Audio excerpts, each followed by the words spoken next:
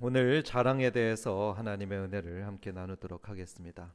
성도 여러분, 우리는 무엇을 자랑하고 있습니까? 여러분 한번 생각해 보십시오. 무엇을 자랑하며 살고 있습니까? 더 솔직하게 묻겠습니다. 지금 이 순간 여러분 마음속에서 은근히 자랑스러워하는 것이 무엇입니까? 우리는 의식하든지 의식하지 않든지 간에 우리 안엔 자랑하고 싶은 것들이 있습니다. 그게 무엇입니까? 학벌을 자랑하기도 하고 자녀의 대학이나 직장을 자랑하기도 합니다. 재산과 외모를 자랑하기도 하죠. 그렇다면 요즘 여러분은 무엇을 자랑하고 있고 또 자랑하고 싶어 하는 것이 무엇입니까? 저도 이 설교를 준비하면서 저 자신을 한번 돌아보았습니다. 가만히 저를 돌아봤는데요. 제가 자랑했던 순간들이 하나씩 둘씩 떠오르는 것을 느꼈습니다. 그게 생각보다 많더라고요. 그래서 참 부끄러웠습니다. 지난주의 일입니다. 지난주에 누군가와 이야기하다가 제 입에서 이런 말이 나왔었습니다. 제가 아무개 교수님하고 좀 친합니다. 그런데 그 말을 했던 순간에는 몰랐습니다. 그냥 사실을 말했다 생각을 했습니다.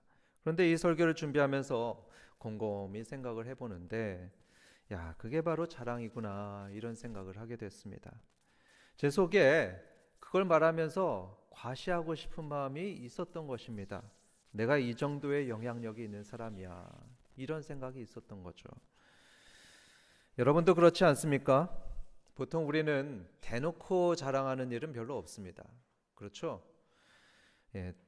대놓고 자랑하진 않고 은근슬쩍 자랑합니다. 여러분 왜 그럴까요? 그것은 자랑이 안 좋다는 것을 우린 다 알고 있기 때문입니다. 자랑하면 사람들이 싫어한다는 것을 우리는 사회생활을 하면서 배우게 되었습니다. 그리고 우리는 남이 자랑하는 걸 들으면 어떤 감정이 느껴집니까? 많은 경우에 불편한 마음이 생기죠. 때로는 상처가 되기도 합니다. 그러면서 또 알게 되죠. 자랑은 삼가해야 되겠구나. 그런데 여러분, 하나님께서는 성경을 통해서 이런 말씀을 하십니다. 모든 자랑이 다 나쁜 것은 아니다 하십니다. 어떤 자랑은 좋은 자랑입니다. 더 나아가서 꼭 해야만 하는 자랑도 있다 하십니다. 그게 뭘까요? 하나님께서는 과연 무엇을 자랑하라고 말씀하실까요? 오늘 고린도전서 1장 18절 31절의 내용으로 함께 살펴보겠습니다. 본격적으로 들어가기 전에 이 본문의 배경이 되는 고린도라는 도시를 함께 살펴보겠습니다. 고린도라는 도시는 로마 시대 최고의 항구 도시였습니다. 그리스 반도의 요충지에 자리한 이 고린도라는 도시는 사회 경제적으로 폭발적인 성장 가운데 있었습니다. 굉장히 성장하는 도시였는데 비교하자면 도시로 해서는 우리나라의 부산이라고 할 수 있고요. 또 시대적으로 보면 70년대 이후 한 70, 80년대 고도 성장기의 우리나라다 생각하시면 되겠습니다. 그러니까 돈이 몰려왔습니다. 사람들이 그곳에 몰려왔습니다. 기회가 넘쳐났습니다. 그런데 그만큼 경쟁도 치열해져 갔습니다. 성공의 사다리가 높아졌습니다. 우리나라 사회도 성공의 사다리가 있다고 하죠. 그래서 사람들은 그 성공의 사다리를 먼저 올라가기 위해서 막 올라가기 위해서 서로를 밀치고 짓밟는 그런 경쟁 사회가 고린도 사회였습니다. 우리 사회하고 굉장히 닮아 있죠. 이런 고린도 사회에서 사람들이 정말로 부러워했던 부류의 사람들이 있었습니다. 사람들이 굉장히 선망하고 또 본인들도 역시 굉장히 자랑스러워했던 세 부류의 사람들이 있었는데요. 그들은 첫째, 지혜로운 철학자들이 그러했습니다. 그리고 두 번째로는 법률가 같은 선비들이라고 성경에 나오고요. 세 번째로는 뛰어난 변론가들이 있었습니다. 그게 오늘 성경의 20절에 나오고 있습니다. 여러분 지금 말씀드린 이 철학자들, 선비들, 변론가들 이들의 공통점이 있었는데요. 그게 무엇인지 아십니까? 그것은 바로 말이 뛰어나고 지식이 뛰어났다는 것입니다. 그들은 훌륭한 연설을 했고 화려한 말솜씨로 청중들을 사로잡았습니다. 많은 군중들 앞에서 화려한 연설을 하면서 자기의 능력을 과시했고요. 그래서 사람들로부터 인정을 받게 되면 그에게는 부가 따르고 지위가 따라갔습니다. 교육계와 정치계에서 좋은 자리를 얻게 되었고 명성과 안정된 수입을 보장받을 수 있었습니다. 이것이 바로 당시 웅병가들의 성공 방정식이었죠. 그러니까 사람들은 어떻게든지 자기를 드러내려고 했습니다. 어떻게든 자기 능력을 드러내고 인정받기 위해서 온갖 노력을 다했습니다. 반대로 그게 잘 안 되었을 때는 굉장히 좌절했었죠. 성도 여러분, 세상 사람들은 이런 모습에 대해서 당연한 현실로 받아들입니다. 그게 바로 인생이야. 다들 그렇게 사는 거야. 이렇게 사람들은 말할 겁니다. 하지만 하나님께서는 그것을 단호하게 부정하십니다. 그렇게 사람들이 세상의 지식과 능력을 자랑하며 그것에 의지해서 사는 것을 하나님께서는 싫어하십니다. 그 증거가 바로 오늘 본문의 19절에 나와 있습니다. 내가 지혜로운 자들의 지혜를 멸하고 총명한 자들의 총명을 폐하리라 하시는데요. 이게 무슨 말씀입니까? 하나님께서는 자기 지혜를 자랑하는 자들의 그 지혜를 없애버리겠다. 또 총명하다고 자랑하는 자들의 그 총명함을 없애버리겠다. 이렇게 경고하시는 거죠. 그리고 이어서 20절에서는 이렇게 말씀합니다. 지혜 있는 자가 어디 있느냐? 선비가 어디 있느냐? 변론가들이 어디 있느냐? 하나님께서 이 세상의 지혜를 미련하게 하신 것이 아니냐 했습니다. 아마 당시에 지혜 있는 자들과 변론가들이 이 말씀을 들으면 굉장히 뜨끔했을 겁니다. 나한테 이런 말씀을 하는구나 하면서 굉장히 걱정스럽게 들었을 겁니다. 그렇다면 여러분, 하나님께서는 왜 세상의 지혜에 대해서 이렇게 강하게 말씀하실까요? 왜 세상의 지혜를 자랑하는 걸 그토록 싫어하시겠습니까? 왜 그들의 지혜를 멸하고 총명을 폐하겠다는 저주 같은 말씀을 하실까요? 오늘 본문은 이에 대한 한 가지 결정적인 이유를 보여줍니다. 그 이유는 세상의 지혜로는 도무지 하나님을 알 수 없기 때문입니다.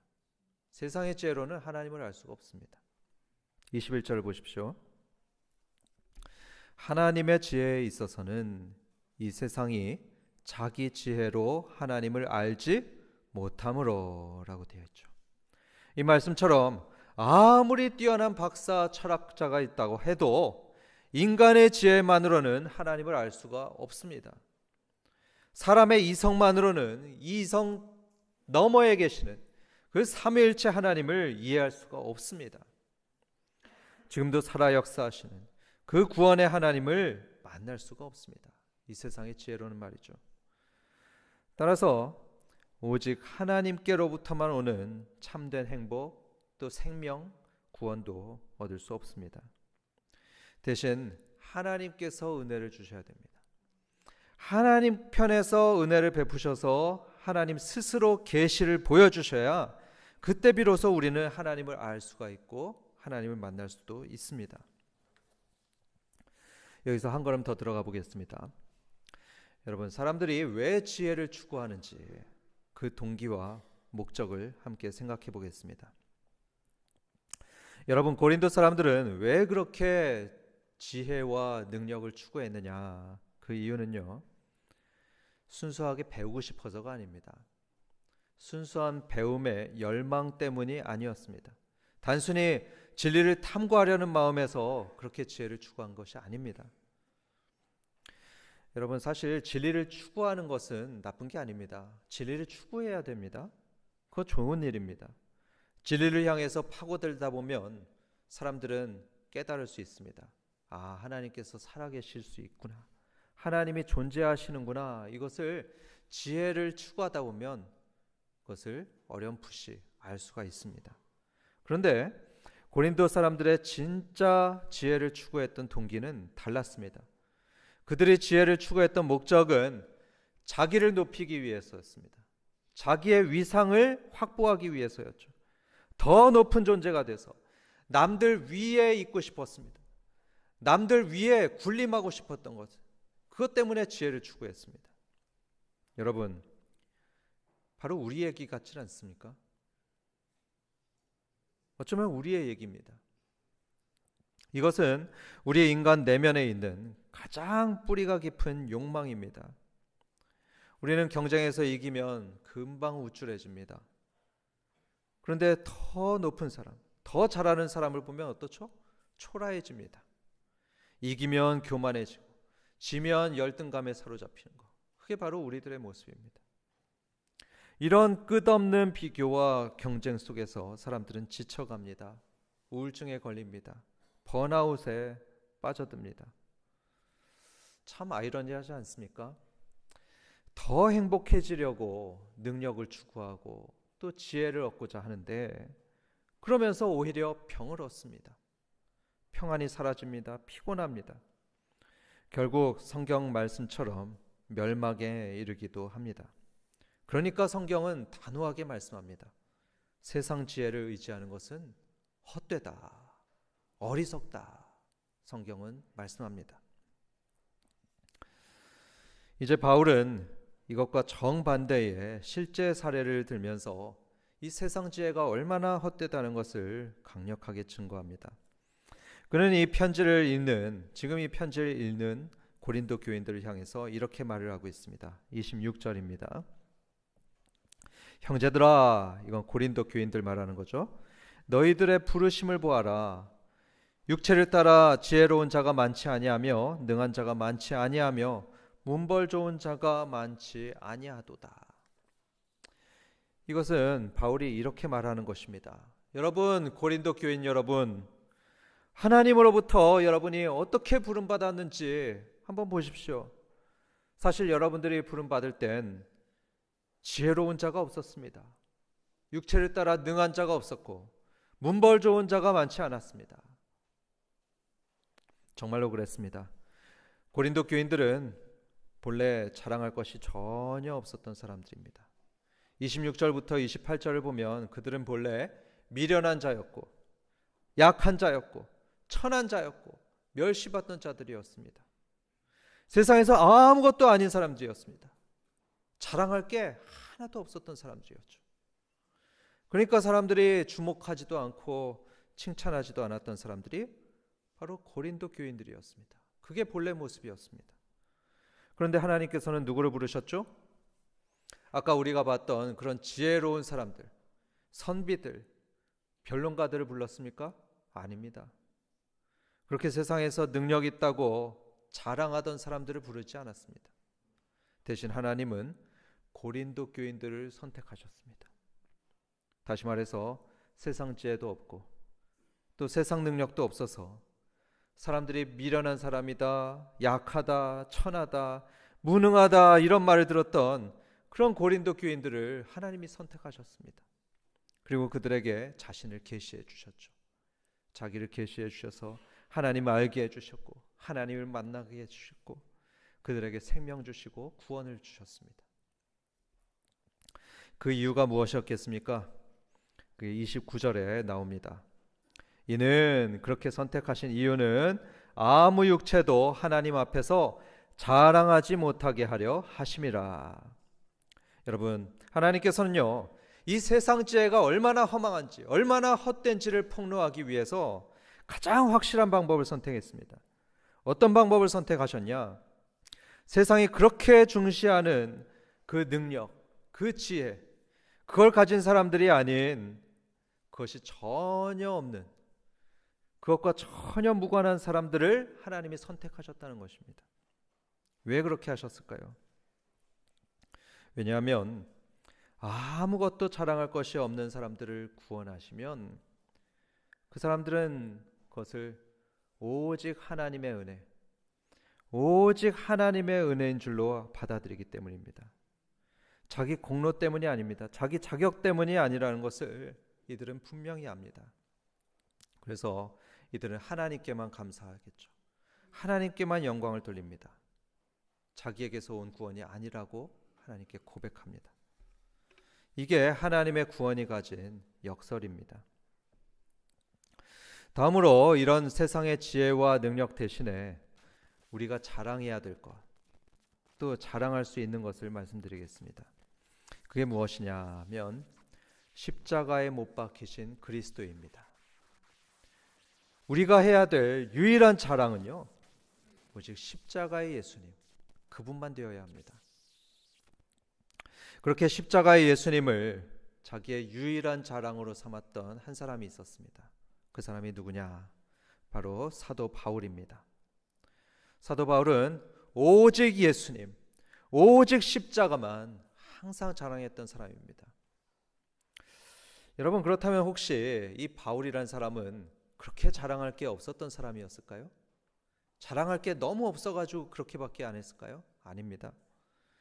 바울은 누구보다도 지혜가 많고 누구보다도 세상의 능력이 많았던 사람입니다. 그의 배경은 이렇습니다. 굉장히 화려한 배경을 가지고 있었는데요. 그는 존경받던 바리새파 사람이었습니다.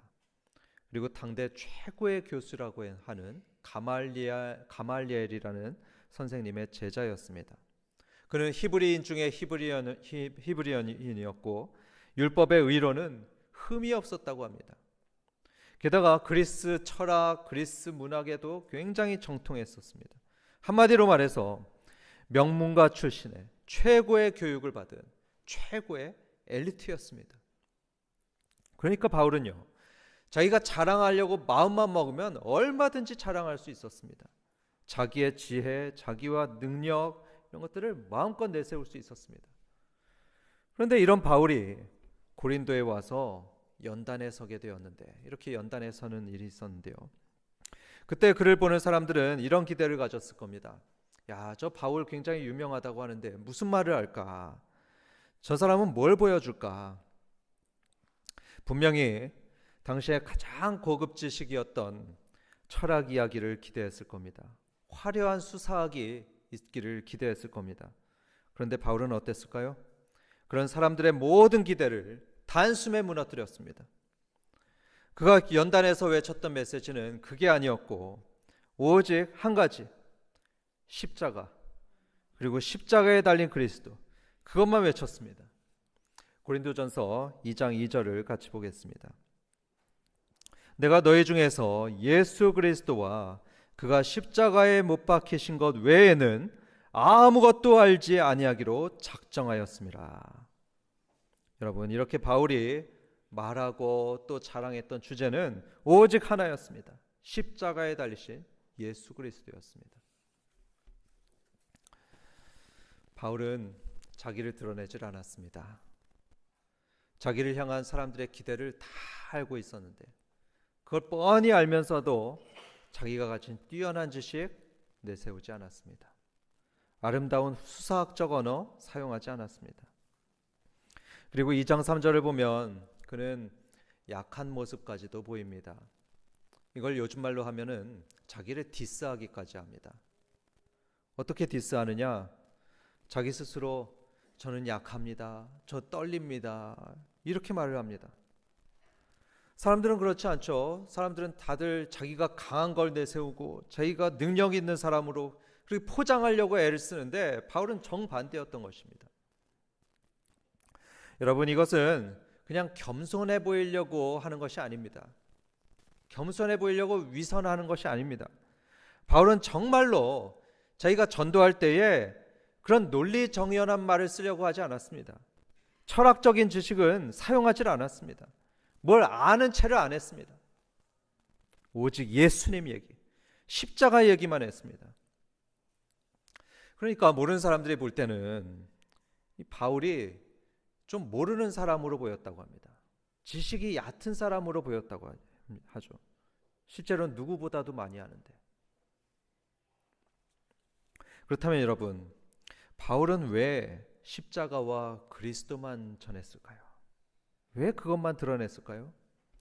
그 이유는 십자가의 예수님만이 우리에게 참된 능력이고 참된 지혜였기 때문입니다.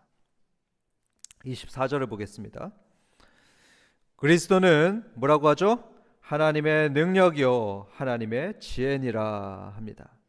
그리스도가 하나님의 능력이고 지혜입니다. 또 30절입니다. 너희는 하나님으로부터 나서 그리스도 예수 안에 있고 예수는 하나님으로부터 나와서 우리에게 지혜와 의로움과 거룩함과 구원이 되셨으니.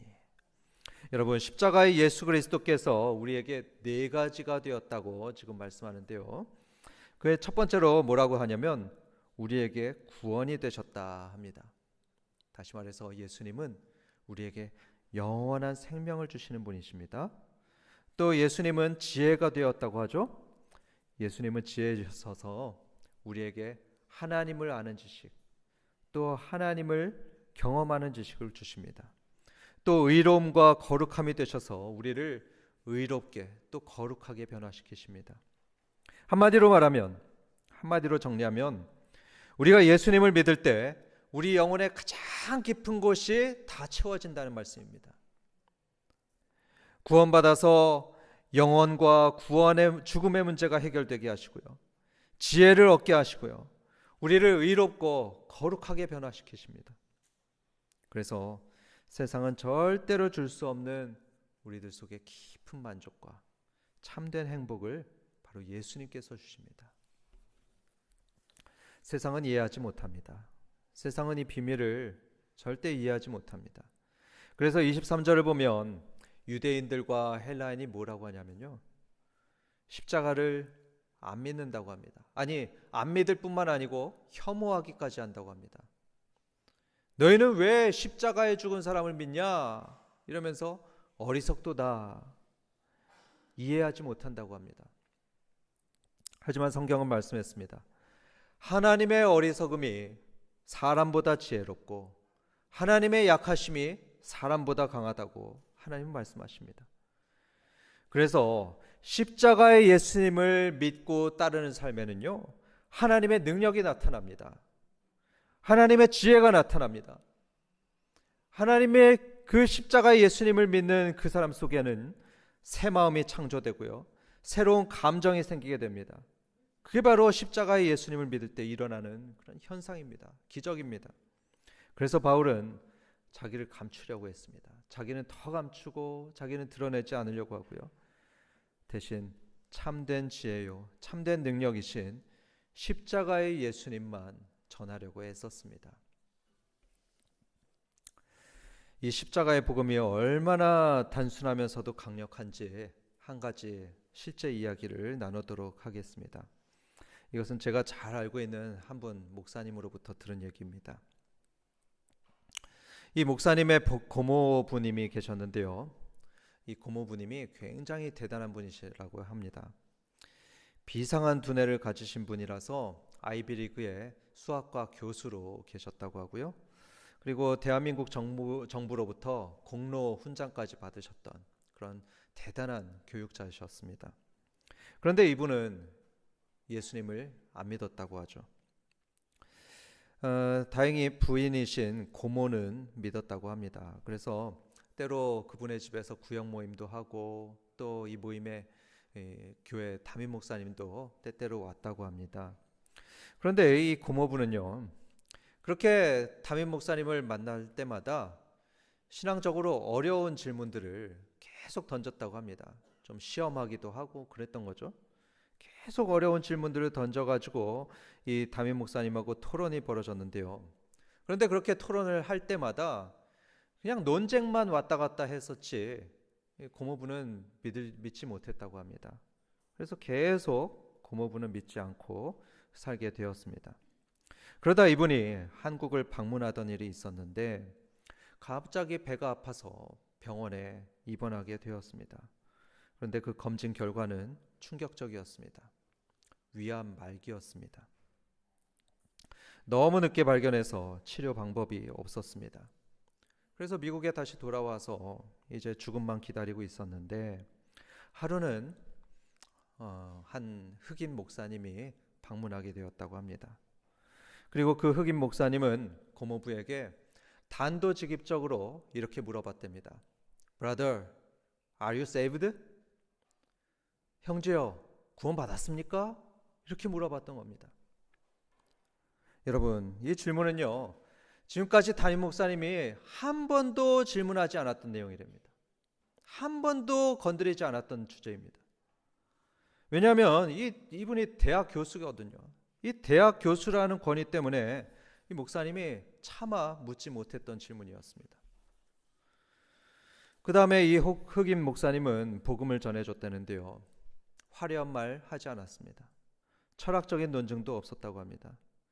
그냥 예수 그리스도와 십자가와 부활, 이런 단순한 복음을 전했다고 합니다. 그런데 놀라운 일이 일어났습니다. 그렇게 지적인 토론을 많이 하고 논쟁을 많이 했어도 안 믿었었던 이 고모부가 그 자리에서 예수님을 영접했다는 겁니다. 그리고 한 달 후에 이 고모부님은 세상을 떠나셨습니다. 그런데 훗날 아내 되신 고모는 이렇게 말씀하셨다고 합니다. 이 남편이 예수님을 영접했던 한 달 동안요, 그 한 달 동안이 우리 결혼 생활 중에 가장 행복했던 시간입니다. 사랑하는 성도 여러분, 바로 이것이 복음의 능력입니다. 세상의 지혜로는 닿을 수 없었던 그 한 영혼을 십자가의 복음이 사로잡았습니다. 인간의 논리로는 설득할 수 없었던 그 한 마음을 십자가의 예수님께서 녹이셨습니다. 이렇게 사람을 변화시키고 인생과 가정과 사회를 변화시키는 능력은요, 십자가의 예수님을 믿는 믿음, 바로 거기서 나옵니다. 단순한 것입니다. 그래서 성도 여러분, 전도하실 때는요, 주눅 들지 마시기 바랍니다. 여러분 앞에 있는 사람이 학문이 높고 또 논리가 많다고 주눅 들지 마시기 바랍니다. 그럴 필요가 없습니다. 내 말에 지혜가 없다고 걱정하지 마십시오. 예수님의 이름 자체, 십자가 자체에 능력이 있고 지혜가 있습니다. 복음을 단순하게 전하시기 바랍니다. 십자가와 복음만 전하면 됩니다. 십자가의 예수님에게서 하나님의 능력이 나옵니다. 31절 말씀 보겠습니다. 기록된 바 자랑하는 자는 주 안에서 자랑하라 함과 같게 하려 함이라. 여러분, 이 말씀은요, 세상 헛된 것들을 자랑하지 말고 십자가의 예수 그리스도만 자랑해라, 이 말씀입니다. 그렇다면 이제 우리 자신을 한번 점검해 보겠습니다. 솔직히 한번 돌아보겠습니다. 우리는 무엇을 자랑하고 있습니까? 내 학벌을 자랑하고 있습니까? 내 재산입니까? 내 자녀, 내 능력을 자랑하고 있지는 않습니까? 더 솔직히 묻겠습니다. 그런 세상의 것들을 의지하면서 이것만 있으면 괜찮아, 나는 안심이야, 이렇게 생각하지는 않습니까? 교회 안에서도 세상의 기준으로 사람을 평가하고 판단하고 있지는 않습니까? 성도 여러분, 십자가의 그리스도만 자랑해야 합니다. 우리 자랑의 방향을 바꿔야 합니다. 세상의 헛된 능력, 세상의 헛된 지혜에서 십자가의 예수님께로 우리의 자랑의 방향을 바꿔야 됩니다. 그렇게 되기 위해서 세 가지를 말씀드리겠습니다. 첫 번째로, 사랑하는 성도 여러분, 십자가의 예수님만 믿고 의지하시길 바랍니다. 십자가의 그리스도만 우리에게 참된 평안을 주시고 진정한 도움을 주시고요, 구원을 주시는 분이십니다. 다른 어떤 것도 우리들에게 참된 행복을 줄 수 없습니다. 돈도 아니고요, 학벌도 아니고요, 지위도 아닙니다. 두 번째, 어떤 문제가 생기시면 먼저 십자가 앞에 나가시는 겁니다. 문제가 닥칠 때가 있죠. 어려움이 올 때가 있습니다. 그럴 때에 학위나 인맥 같은 거, 그런 세상의 지혜와 세상의 능력을 찾지 마시고 십자가 앞에 무릎 꿇는 것입니다. 어려움이 닥칠 때에 나의 능력이 아닌 예수님의 능력을 의지하고 그분 앞에 기도하는 것입니다. 세 번째, 잘 될 때에는 더욱 겸손하시기 바랍니다. 잘 될 때는 더욱 겸손한 것입니다. 여러분, 이게 참 중요합니다. 왜 그렇습니까? 우리는 가난하고 무능력할 때는요, 가난하고 무능력할 땐 하나님을 찾곤 합니다. 그런데 하나님이 그래서 복을 주시고 또 성공하게 하시면 그럼 어떻게 됩니까? 자기 스스로 그렇게 된 양 생각합니다. 자기 스스로 지혜 있고 자기 스스로 유능하게 된 양 교만해집니다. 자랑하기 쉽습니다. 제가 그런 사람들 몇몇 봤습니다. 돈이 많이 생기니까 사람이 변하더라고요. 하지만 여러분, 이것이 바로 실패로 가는 지름길인 것을 꼭 명심하시기 바랍니다. 그러지 마시고 성공하신 후에도 하나님 앞에 무능한 모습, 하나님 앞에 가난한 자로 계속해서 남아 있어야 됩니다. 계속해서 주님, 저에게는 기댈 것이 아무것도 없습니다. 주님만 의지합니다. 이렇게 고백할 줄 알아야 됩니다. 그러실 때 우리는 계속해서 하나님의 은혜 가운데 머무를 수 있습니다. 그럴 때 하나님의 축복이 우리를 떠나질 않습니다. 결론을 맺겠습니다. 사랑하는 성도 여러분, 오늘 우리 바울처럼 고백하면 좋겠습니다. 저는 예수 그리스도와 그의 십자가 외에는 아무것도 자랑하지 않겠습니다. 이렇게 바울처럼 다짐하면 좋겠습니다. 그래서 이번 한 주에 십자가의 예수님만 자랑하며 살아가는 그런 복된 성도님들 되시길 주님의 이름으로 축원합니다.